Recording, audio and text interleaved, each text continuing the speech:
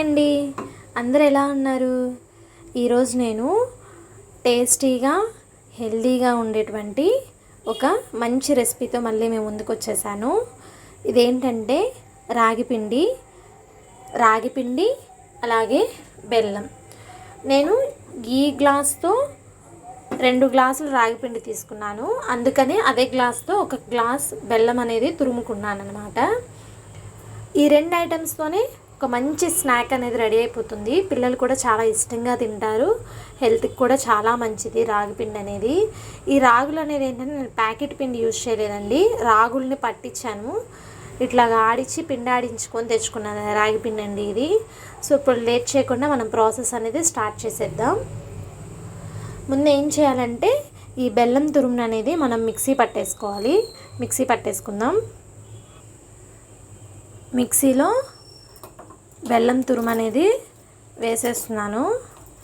చక్కగా మెత్తగా అయిపోతుంది అన్నమాట, మనకి ఎక్కడ కూడా గల్లుగా లేకుండా చక్కగా మిక్సీ అనేది పట్టుకుంటే మెత్తని పేస్ట్లా వస్తుంది. మిక్సీ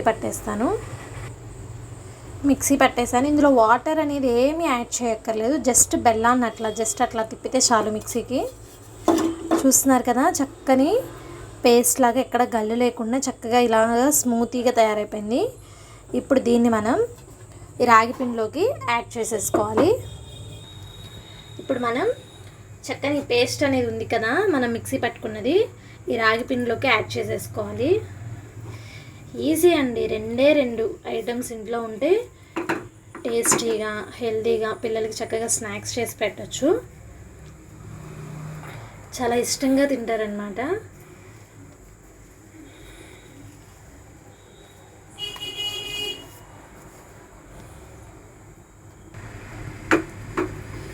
చక్కగా ఇలాగా మనం కలిపేసుకోవాలన్నమాట. ఆ బెల్లం తురుము అనేది ఇందులో కలిసేలాగా చక్కగా కలిపేసుకోవాలి.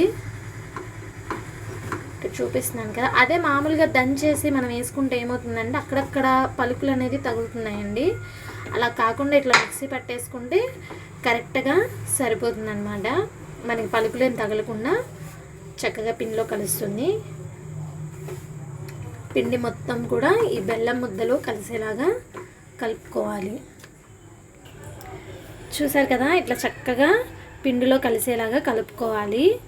ఇప్పుడు ఏంటంటే ఇప్పుడే మీరు టేస్ట్ చూసేసుకోండి, మనకి ఇది చక్కగా బెల్లం అనేది తీపి సరిపోయిందా సరిపోలేదా అనేది. మేము కొంచెం తీపి తక్కువే తింటాం కాబట్టి 2 కప్పులకి కప్పు బెల్లం వేసానండి. మీరు కొంచెం తీపి ఎక్కువ తింటాము అంటే వేసుకోవచ్చు. ఇప్పుడే చూసుకోండి మీరు, ఒకవేళ తీపి సరిపోలేదు అంటే ఇంకొంచెం బెల్లం అనేది అట్లా ముద్దలా చేసుకొని యాడ్ చేసుకుంటే సరిపోతుంది. ఇంకా మనం ఇందులో వాటర్ అనేది చక్కగా పొళ్ళుగా వచ్చేసింది, చూసారా ఇట్లా ఉండాలండి. ఇంకా మనం వాటర్ కలిపేసుకొని దోశ పిండి అనేది ఉంటుంది చూసారా, అలాగా చేసుకోవాలన్నమాట జారుగా. ఇప్పుడు నేను కొంచెం వాటర్ అనేది వేస్తూ కలుపుతున్నాను. చూడండి, ఉండలు అనేది అసలు లేకుండా వాటర్ కొంచెం మనం యాడ్ చేస్తూ ఇలా కలుపుకుంటూ ఉండాలన్నమాట. రాగులు అనేది హెల్త్కి చాలా మంచిది. పిల్లలు ఏంటంటే అంతగా ఇష్టపడరు కదా, ఇట్లా వెరైటీగా మనం చేసిస్తే ఏంటంటే వాళ్ళు తినేస్తారనమాట, బాగుంటుంది కూడా. ఇలా వాటర్ ఎక్కువ కూడా యాడ్ చేయొద్దు, మరి పల్లచగా కూడా ఉండకూడదు. ఇది చక్కగా మొత్తం పిండి మొత్తం కలిసేలాగా ఇలా వేసుకుంటూ ఉండండి.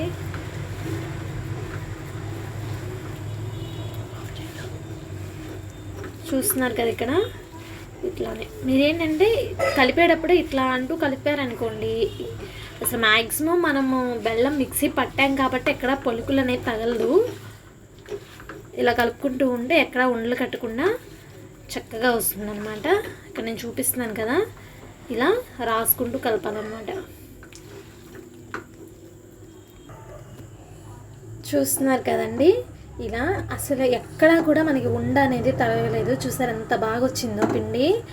నేను చెప్పినట్టు ఇలా కలుపుకుంటే కనుక చక్కగా వస్తుంది. మనకి ఇది ఎలా కలపాలి అంటే కనుక కరెక్ట్గా అంటే ఇదిగోండి చూసారా, మనం చేతితో పిండి ఇలా తీసి ఇలా జారుగా పడుతూ ఉండాలి, మరీ నీళ్ళుగా కాదండి. పిండి అనేది ఇలా జారుగా ఉండాలి.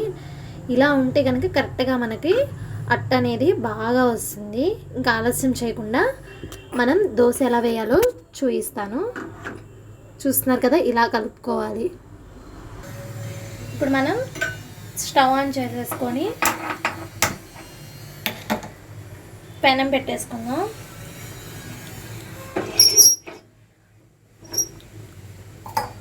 ఇప్పుడు సరిపడా ఆయిల్ అనేది మనం వేసుకుందాం. ఈ దోశల్ని మనం నెయ్యితో వేసుకున్నా కూడా చాలా బాగుంటుంది. నెయ్యి తినలేదు అంటే కనుక ఇట్లా ఆయిల్ అనేది యాడ్ చేసుకోండి. ఫస్ట్ ఆయిల్ వేసుకోవాలి.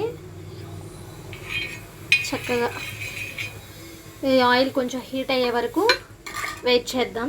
2 minutes అండి, అంత ఎక్కువ అవసరం లేదు. చూస్తున్నారు కదా, చక్కగా ఇలా రావాలి. ఇప్పుడు పెనం మీద వేసేద్దాం. ఒక గుంటగంట తీసుకొని ఇట్లా వేసేయండి. ఇదేంటంటే మన దోశ తిప్పినట్టు అసలు తిప్పకూడదండి, మనం అడ్జస్ట్ చేసుకుంటా రావాలి. ఇది దోశ తిప్పినట్టు తిప్పితే చెదిరిపోతుంది అట్ట అనేది. చక్కగా పొయ్యి ఎప్పుడు కూడా స్లిమ్లో ఉండాలి, హైలో అస్సలు పెట్టుకోకూడదు. చక్కగా ఇలా స్లిమ్గా పెట్టుకొని మనం అడ్జస్ట్ చేసుకుంటూ నీట్గా వేసుకోవాలి.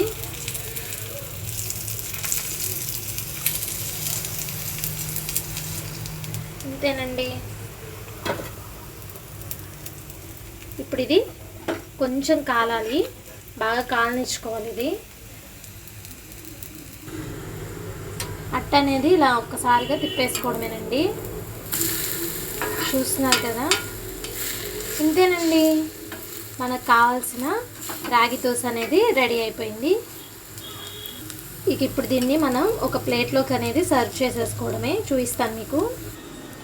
చూస్తున్నారు కదా, టేస్టీగా చక్కగా దోశ కూడా చక్కగా కాలిపోయింది. రాగి పిండి అనేది ఈ రొట్టెని చక్కగా మనం టేస్ట్ చూసి మీకు ఎలా ఉందో చెప్తాను. అసలు కాలిపోతుంది. పిల్లలు అనేది చాలా ఈజీగా తింటారండి. చూడండి ఎంత బాగా వచ్చిందో.